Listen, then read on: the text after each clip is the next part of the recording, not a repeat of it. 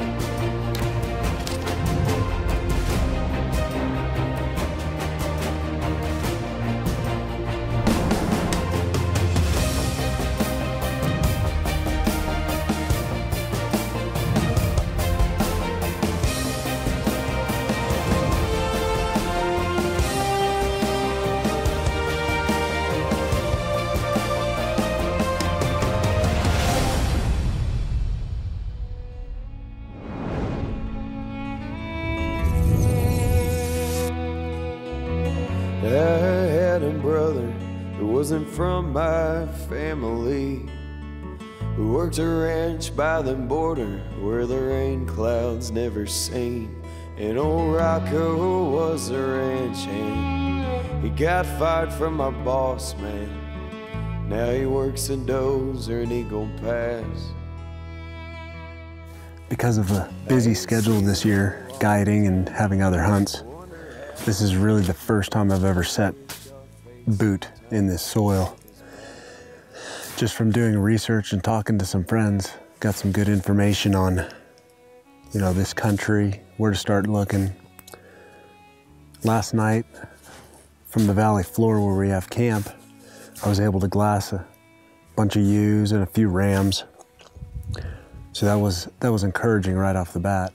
And as soon as I sit down and put the glass up on the mountain, there's a ram moving across the bottom of the foothills there. But as you can see, there's a lot of rocks, a lot of boulders, a lot of contours, little cracks and crevices. So this is gonna be, this is definitely a bighorn sheep hunt. But I've got a tag for a ewe. And the reason, there's many reasons that Nevada decided to do a ewe management hunt. In this area, there's a lot of ewes, and they wanted to decrease the numbers just a little bit. We're just gonna sit and look for a while, maybe put something to bed. But just like these sheep, a lot of times they're moving, a lot throughout the day. So we'll just keep picking it apart.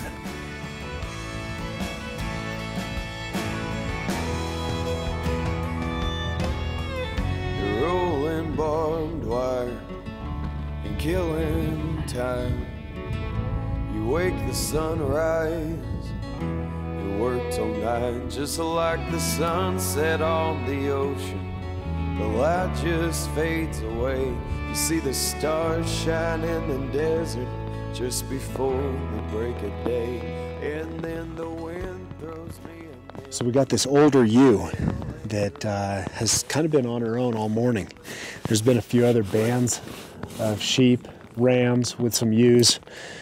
The rams are Fleming, following some of the ewes. I think they might be coming into estrus. But we got this one lone ewe that's bedded off on her own, and rain's coming in pretty good. It'll keep our scent down a little bit. Hopefully the wet ground will cover our sound a little, and the sound of the rain hitting the ground may muffle a little bit.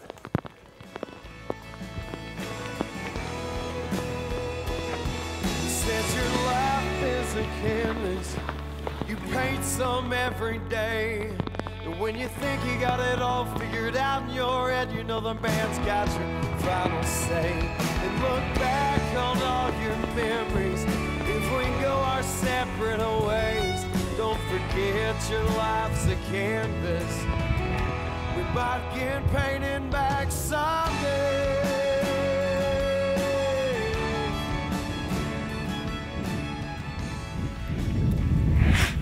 There's two rams that are pushing this one ewe, and they're running her all over the country over here. Just up and down the mountain like crazy. That doesn't make it easy to get in.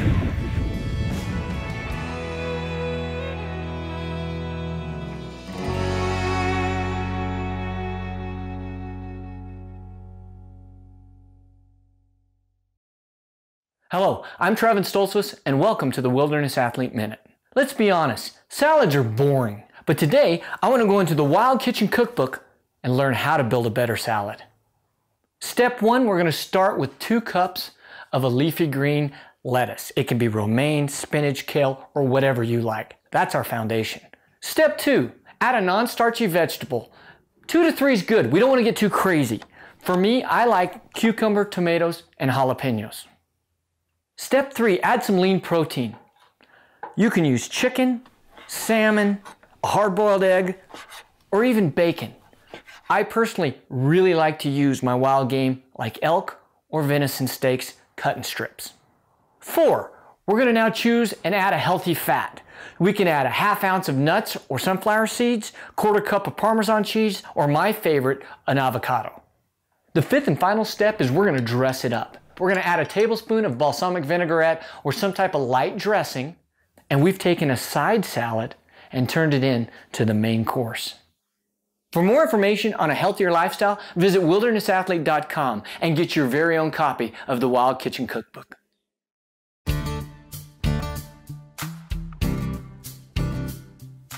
The Nevada Department of Wildlife is tasked with managing bighorn sheep populations. And the management of bighorn sheep in Nevada is a tale of partnership and great successes. In 1960, the bighorn sheep population in Nevada was estimated to be around 2,000 to 3,000. And by 2014, that number had risen over 11,000 sheep statewide. That's more than a 300% increase. But the recovery of bighorn sheep in Nevada didn't happen by magic or the push of an easy button. Definitely not overnight. The successes took decades of incredible work by many people. Partnerships formed between NDOW, hunters, and organizations like the Nevada Bighorns Unlimited have resulted in vital research and effective management plans, allowing the recovery of these majestic animals so that their populations may flourish. A very effective and common bighorn sheep management tool is translocating a small portion of individuals from a local, healthy, well-established herd to other regions with suitable habitat but void of bighorn sheep. The amount of planning and logistical work that's required to successfully pull off these projects is immense, not to mention the funding, which is provided through hunting license dollars and the excise tax on the purchase of firearms and ammunition, as well as generous donations from sportsmen's groups like Nevada Bighorns Unlimited. In addition to translocations, habitat improvement projects throughout the bighorn sheep range have helped immensely in their recovery. In the high deserts of Nevada, water is liquid gold. And by improving the distribution of water, by building artificial water sources called guzzlers, NDOW has permitted bighorn sheep restoration, as well as benefiting a multitude of other wildlife species. And Nevada Bighorns Unlimited has played an integral role in supplying funding and volunteers to accomplish these projects. And without Nevada Bighorns Unlimited, many of these habitat projects and guzzler projects would not be completed, and the recovery of bighorn sheep populations in Nevada would not be where they are today. The recovery of bighorn sheep in Nevada has been so effective that some populations are estimated to be above carrying capacity. These populations are perfect candidates for translocation efforts into other regions across the state. However, with diseases like pneumonia prevalent in some local populations, moving sheep from infected herds would be counterproductive, as it would increase the spread of these diseases. To achieve management goals, the Nevada Department of Wildlife has implemented several bighorn sheep ewe hunts in specific populations. The result of these ewe management hunts, in that herd numbers are brought to within carrying capacity, hunters have a chance to put meat in the freezer and essential dollars are generated from hunting fees to further the management of sheep and other wildlife across the state. The recovery of bighorn sheep in Nevada is a prime example of why hunting is conservation.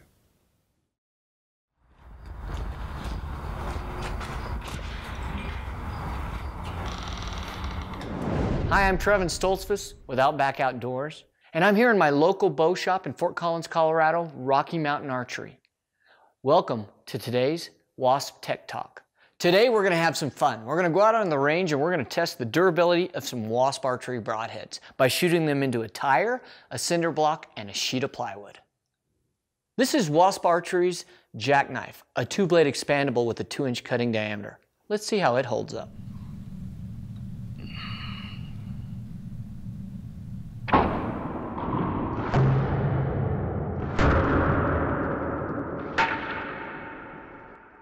The 2-blade jackknife performed well in this durability test. In the tire, it punched through. The plywood sheet blew clean through. And the cinder block, although it didn't punch all the way through, it did stay together. For more information on the jackknife and other great wasp archery products, visit wasparchery.com and fling the sting. We didn't get 100 yards from where we parked. Came up this draw. We're gonna look on the next mountain, and right in front of us there's 3 ewes and a single ram. And we're watching them right now on the phone scope. Problem is, there's no place for us to go to get over to them unless we go right up this wash. So I'm gonna kind of employ something a little different. We're gonna take the Montana decoy of the cow. We're gonna open it up, and this is a great opportunity for me to see how they're gonna react to it. And we're gonna work into a position under the cliff so that we're out of the way, put the decoy away, and then make a stalk. And we'll see how that pounds out.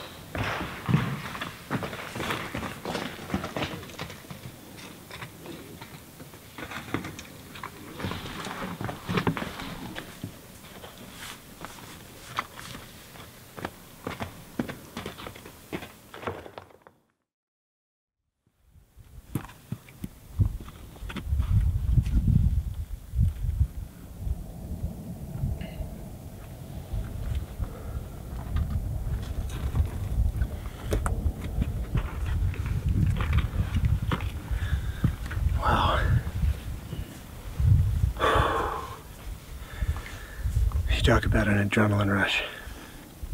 This is not comfortable being this close to the cliff. She's not in there. I don't know, maybe it was, maybe she just had enough playing around and she bailed off while we were working our way down, but the rams were right there in perfect position for us.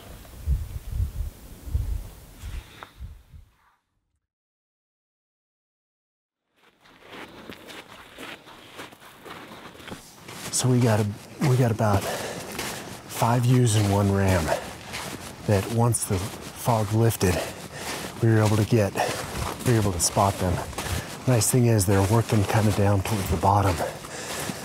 So we're walking up this wash to get around them. We got the wind in our favor. It should be just fine. Met some real nice hunters out of Reno, Don and Henry. And they're watching from the valley floor. So hopefully we can put one down.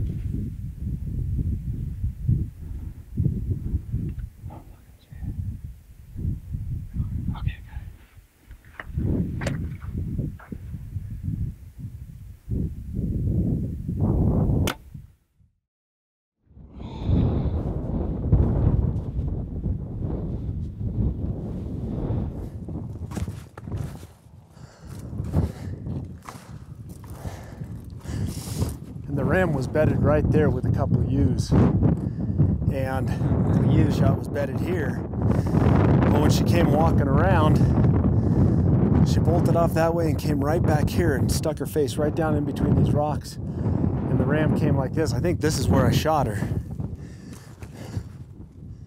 There, right there. There's the arrow.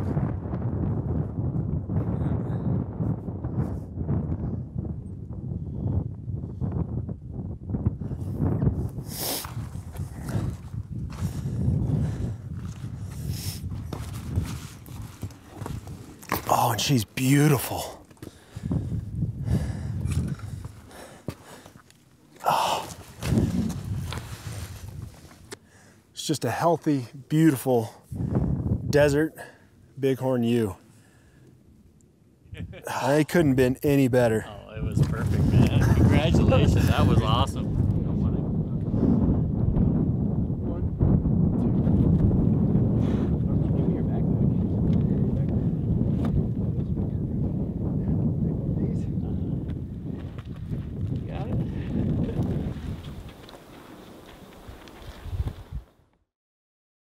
thanks for the opportunity of letting me see that, man. Yeah, thanks. Thank you very much, and we'll get her cleaned up, and then I'll touch base with you guys, see where you are, and you know, if I can maybe go one canyon over in glass, and you know, say here they are or something like that, I'd be happy to repay, and because you guys very unselfish. That's not a problem. It was very unselfish to take your morning to sit and watch.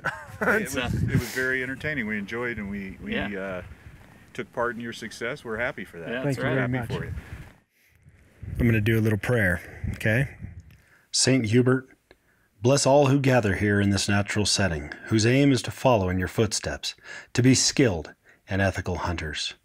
We've been blessed with the capacity in our lungs, the beat in our heart, and the strength in our legs, and grant us the confidence, perseverance, patience, and the accuracy to increase our proficiency in the fields, forest, mountains, and swamps. Implant in our heart a love for the great social activity and harvest of nature's bounty. In our souls, instill the passion to share these precious traditions in the spirit of camaraderie. Help us remember to honor the death of the wild animal that died so that we may live. But above all, Saint Hubert, we ask your help in always holding a deep sense of respect and reverence for the game that we pursue.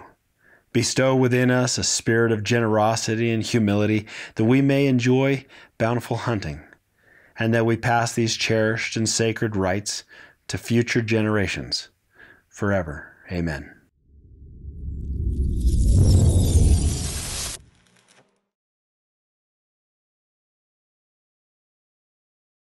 Thanks for watching Outback Outdoors. We encourage you to comment below, and as always, like, subscribe, and click the alert to stay up to date on all our new videos.